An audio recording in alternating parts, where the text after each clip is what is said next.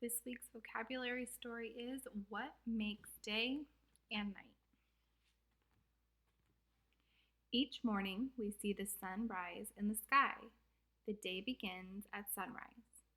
As the sun comes up, it lights up the sky and makes it look pale blue.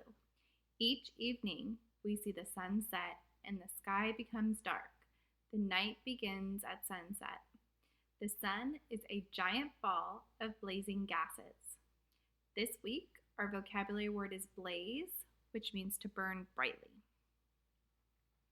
Deep inside the sun, many explosions are taking place all the time. These explosions make the sun very hot and bright. The sun is so hot that it scorches anything that gets too close to it. No living thing can survive on the sun. So this week's word is to scorch, which means burn up or dry.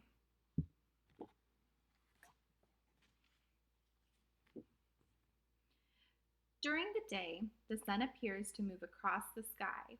In the morning, when the sun is low, you can see long shadows. The shadows show the outlines of trees, buildings, and people on the ground. This week's word is outline, which is the outer shape of an object. At noon, the sun is at its highest point. There are almost no shadows at this time, but in the afternoon, as the sun moves downward, shadows increase in size once again. This week's word is increase, which means to get bigger in size or number. At the end of the day, the sun moves lower and lower until it sets. At sunset, the sky begins to get dark and night begins.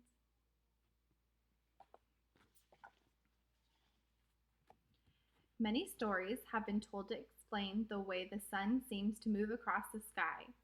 In a Greek story, Helios was the god of the sun. Each morning at dawn, he arose from the ocean in the east, bringing sunlight with him. Then he rode his chariot across the sky. Each night, he returned to the ocean in the west, taking sunlight away with him. There are similar stories from all over the world. It took a long time for scientists to understand how the sun moved across the sky.